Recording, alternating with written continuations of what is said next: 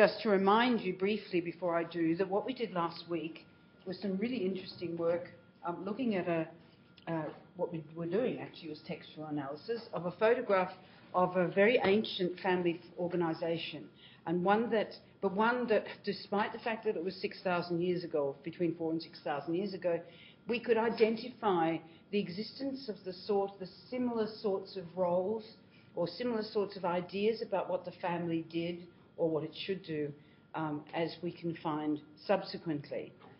But one of the things we did identify in that very ancient family form was a gender power relationship which has long since been reversed.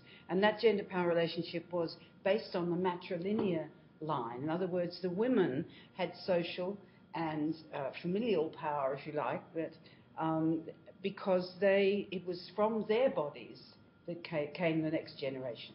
So that all the relationships that revolved around this, or within this family group, and evolved within this family group, were those which drew on that relationship of blood between the child and the mother. It's called the matrilineal line.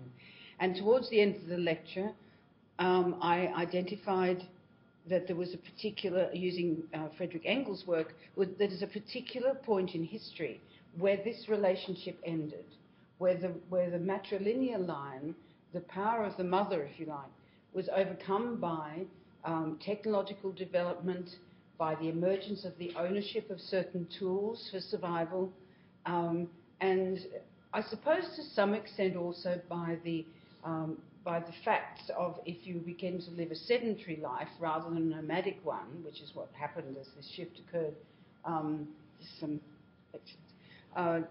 when you begin to live a sedentary life, certain roles, people get to, it makes sense rather for people within this grouping to do different things and have different responsibilities. So in sociology we call that the division of labour.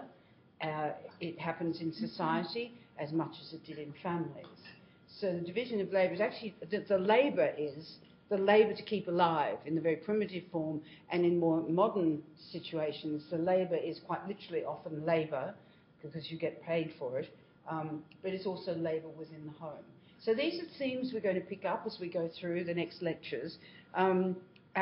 But within, I suppose, the core of what I was saying last week and what we're going to pick up on now is the idea that the family, or this institution, this grouping of people, and the ideas that surround it, called the family, serves certain purposes for the society that it exists in. Okay.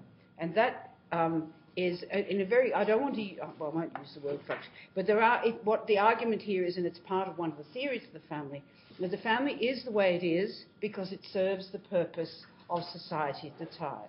In other words, it functions in the interests of that social organisation. That's what is called by some, in some books, and indeed in your textbook, the functionalist explanation for family. It's a way of understanding the role of the family in terms of society. So that is really what the theme we're going to develop in this lecture as a background to you following up the other theories of the family, the feminist theory, and in particular that focuses on the changing role of women throughout history. So once again, I won't apologise for there being some history in this lecture.